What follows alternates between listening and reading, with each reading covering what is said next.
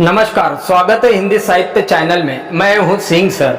आज का विषय हिंदी उपन्यास का उद्भव और विकास। हिंदी उपन्यास का उद्भव और विकास, इसे मुख्य रूप से 3 भागों में बांटा जाता है।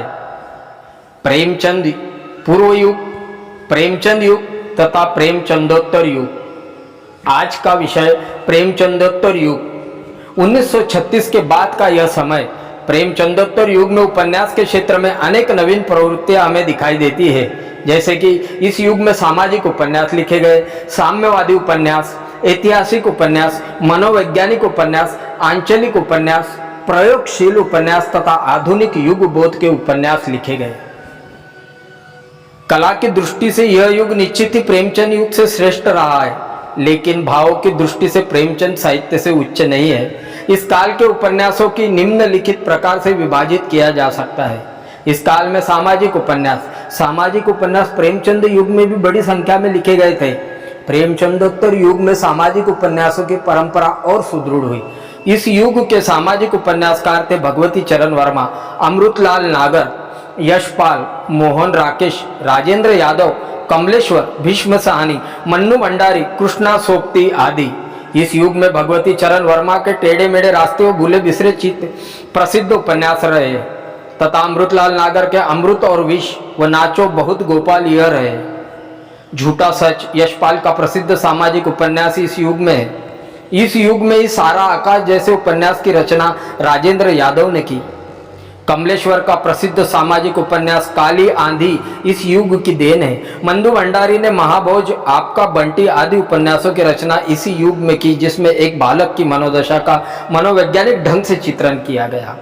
कृष्णा सोपती का प्रमुख उपन्यास जिंदगी नामा भी प्रेमचंदोत्तर युग में लिखा गया। इस युग के उपन्यास की अगली प्रवृत्ति साम्यवादी उपन्यास। इस युग में साम्यवादी विचारधारा का प्रभाव भी हमें देखने मिलता है।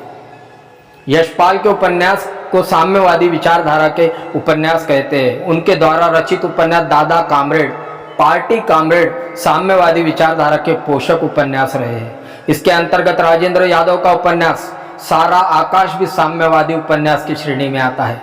नागार्जुन, डॉक्टर रागे राघव व अमृत राय भी साम्यवादी उपन्यासकार रहे। इन उपन्यासों में समाज के खोखलेपन को यथार्थवादी ढंग से प्रस्तुत किया गया है। यह उपन्यास कार्ल मार्क्स की विचारधारा से प्रेरित होकर लिखे गए थे। ऐतिहासिक उपन्यास। प्रेमचंदोत्तर युग में ऐतिहासिक उपन्यास भी लिखे गए, लेकिन इनकी संख्या अपेक्षाकृत कम है। ऐतिहासिक उपन्यासकारों में वृंदावन लाल वर्मा, निराला व हजारी प्रसाद द्विवेदी का नाम उल्लेखनीय है।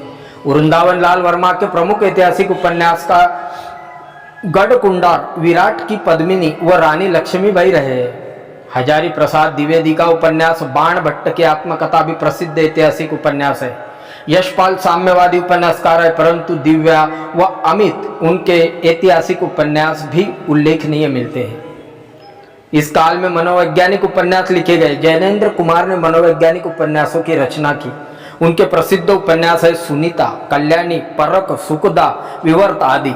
जैनेन्द्र के बाद अग्नेय ने इस परंपरा को आगे बढ़ाया। अग्नेय ने शेखर एक जीवनी, नदी के द्वीप और अपने अपने अजनबी उपन्यास लिखे।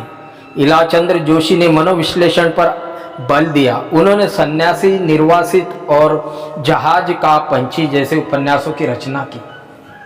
इस काल में उपन्यास की अगली प्रवृत्ति अगर देखें तो इस काल में आंचलिक उपन्यास में किसी क्षेत्र विशेष की संस्कृति का चित्रण किया जाता है। इस दृष्टि से फणीश्वर नाथ रेणु का उपन्यास महिला अचल विशेष उल्लेखनीय है। महिला अचल को हिंदी उपन्यास साहित्य का सर्वश्रेष्ठ आंचलिक उपन्यास कहा जाता है। शिवपूजन सहाय का देहाती दुनिया भी प्रसिद्ध आंचलिक उपन्यास है। बाबा बटेश्वर नाथ नागार्जुन का प्रसिद्ध आंचलिक उपन्यास रहा। डॉक्टर रागे राघव का कब तक पुकारूं, शैलेश मटियानी का होलदार तथा राही मासूम रजा का आधा गांव भी आंचलिक उपन्यास है तथा रामदर्श मिश्र का प्रसिद्ध आंचलिक उपन्यास पानी के प्राचीर इस समय में लिखा गया आंचलिक उपन्यास है। इस कालखंड में प्रयोगशील उपन्यास लिखे गए। उपन्यास के क्षेत्र में इस युग में कुछ अनूठे प्रयोग भी किए गए। जैसे धर्मवीर भारती ने अपने उपन्यास सूरज का 7वां घोड़ा में अलग अलग कहानियों को एक सूत्र में पिरोने का प्रयास किया। गिरधर गोपाल ने चांदनी के खंडहर में केवल 24 घंटों की कथा को अपने उपन्यास का विषय बनाया। 11 सपनों का देश एक ऐसा उपन्यास है जो अनेक लेखकों द्वारा लिखा गया। ठीक ऐसे ही 1 इंच मुस्कान उपन्यास राजेंद्र यादव व मन्नू भंडारी के द्वारा मिलकर लिखा गया उपन्यास है।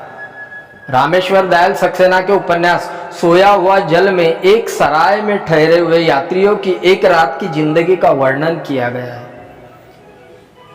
प्रेमचंदोत्तर युग में आधुनिक युग बोध के उपन्यास लिखे गए। आज का उपन्यास आधुनिक युग बोध का उपन्यास है। यह उपन्यास औद्योगिकीकरण, शहरीकरण, आधुनिकता, बौद्धिकता व पश्चिमी विचारधारा से प्रभावित है। आधुनिक युग के उपन्यासकारों में मोहन राकेश, राजेंद्र यादव, कमलेश्वर, मन्नू भंडारी, कृष्णा सोबती, नरेश मेहता, भीष्म साहनी आदि उपन्यासकारों के उपन्यास यहाँ पर हमें देखने मिलते हैं। जैसे राजकमल चौधरी का उपन्यास मरी हुई मछली, समलैंगिक यौन सुख में लिप्त महिलाओं की कहानी इसमें मिलती है।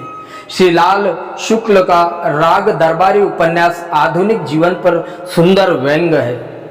इस युग में व्यंग्य पर आधारित उपन्यास भी लिखे गए। निष्कर्षता सारांश रूप में यह कहा जा सकता है कि अल्पकाल में ही हिंदी उपन्यास विधा में पर्याप्त उन्नति की है। वर्तमान समय में हिंदी उपन्यास के कथ्य व शिल्प में अत्यधिक परिवर्तन हुआ है, जो समय की मांग के अनुरूप उचित भी है। हिंदी उपन्यास का उद्भव और विकास, इसमें प्रेमचंद पूर्व युग, प्रेमचंद युग, प्रेमचंदोत्तर युग को हम एक एक करके अलग अलग करके इनके विषय में अध्ययन कर रहे हैं। अगर मेरा यह प्रयास आपको अच्छा लगता है तो हमारे चैनल को सब्सक्राइब कीजिए तथा लाइक कीजिए। मैं हूं सिंह सर। हमारे चैनल पे आने के लिए आप सबका बहुत बहुत धन्यवाद। Thank you.